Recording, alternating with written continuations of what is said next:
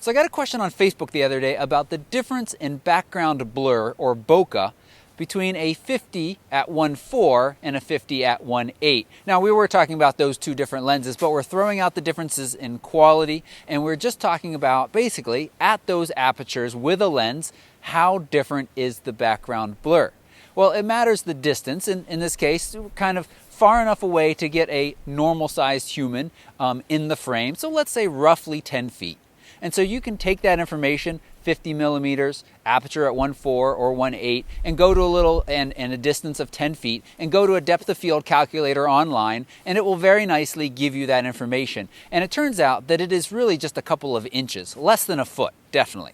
Probably more likely less than 8 inches, roughly, or about 8 inches. So, and you can see that, but what does that translate into real world? I thought I would answer that, but I also would take a moment to show just another reason why I love prime lenses. So I'm going to start by shooting my subject here with the kit lens on the Canon. Now, this person was asking specifically about Nikon. Doesn't matter what lenses or Canons we're using. It does matter whether you're using a crop factor camera, like a D5200, D5300, and Canon's T5i, T4i, 70D. And that's actually what I'm going to be using right now. I'm going to be using the 70D with a kit lens, the 18 to 135.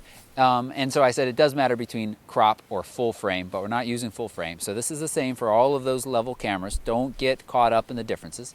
And I'm going to shoot at 50, the subject, at the lowest, or largest is the best way to say it, aperture that that has available to me. Then I'm going to switch to the 50 and take a couple of shots, and we're going to just kind of throw those up as I take them and take a look at them. So starting with the kit lens at 50, the largest aperture that I have available to me right now is f5. And so I've got my subject over here. My light has changed a little bit during the course of just this recording. It's ducked behind some clouds, so I want to make sure my exposure is still good. I'm going to slow my shutter speed just a little bit because our sun is kind of behind the subject, and I want to make sure that her face is properly exposed. And I'm going to take a picture. And here it is. So it worked out to be, let's not worry about shutter speed and ISO. Let's just talk about aperture. I've got an aperture of f5. And that's what the subject looks like, nice and sharp. And then there's what the background looks like. Now, let's take this lens off and switch to the 50.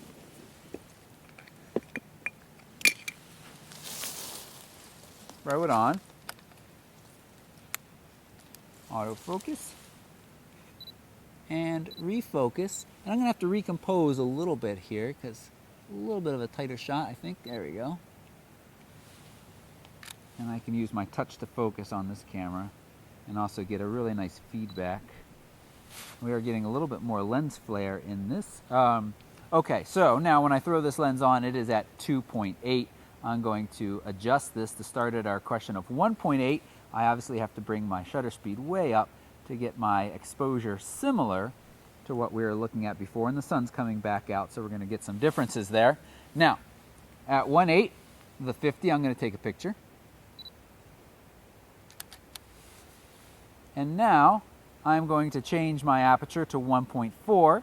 Again, I have to adjust my shutter speed up a little bit to compensate for letting in more light. So there are a lot of reasons to love a prime. I started to mention that, and now I'm going to take a picture at f1.4. So now we'll cycle through these again in a second, but while I'm standing here talking to the camera, I just want to, public service announcement. There are a lot of reasons to love prime lenses. One of them is that they give you these really large apertures at longer focal lengths. With the kit lens, the largest aperture I could get at 50 was f5.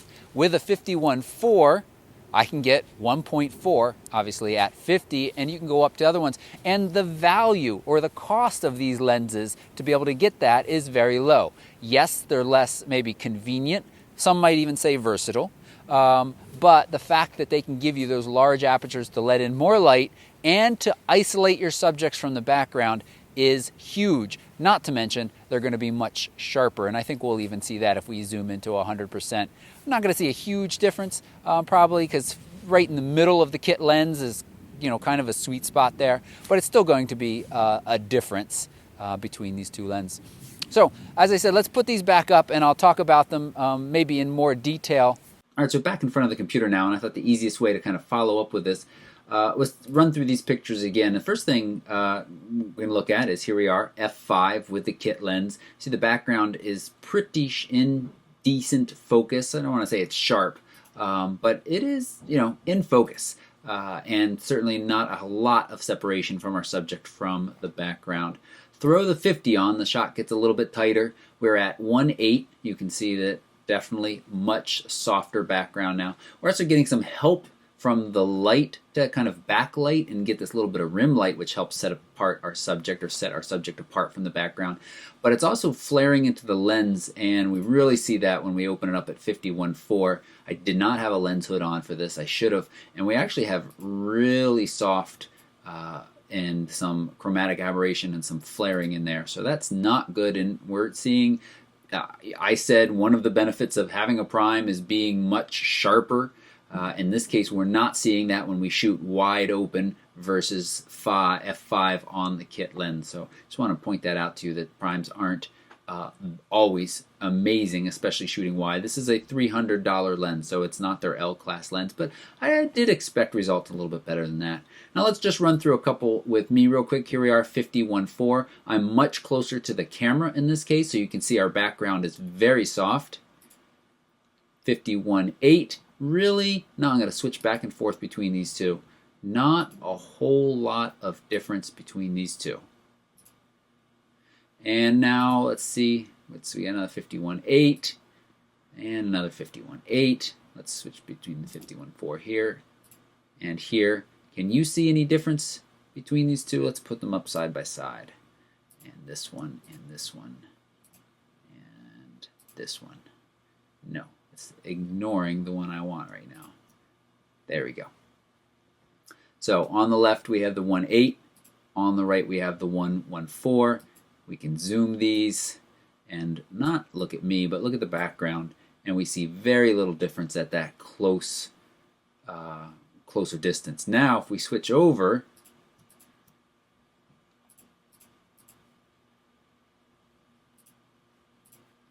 zoom out, here we are at 1.4. Both of those are 1.4, so let's switch that one. And now we got one at 1.4 and 1.8. And we're looking at these two, and now this is our distance of about 10 feet, maybe just a little bit less. And we have 1.4 on the right, 1.8 on the left, and it's a very small amount of difference there. Quite small. All right, so between 1.4 and 1.8, very small amount of difference. Obviously between f5 and something like 1.4 or 1.8, it is a much larger difference. Distance to the camera or distance from the camera to your subject really has a large impact. The closer you are, the softer, the more pleasing the background, so keep that in mind. Let's go back out to the field for just to finish up. I think that's all I wanted to show right now. If you have any questions about aperture, depth of field, you just leave a comment down below and I'd be happy to answer it, or come over and find me on Facebook and leave a comment there as well. Thanks so much for watching, and if you haven't already, please subscribe.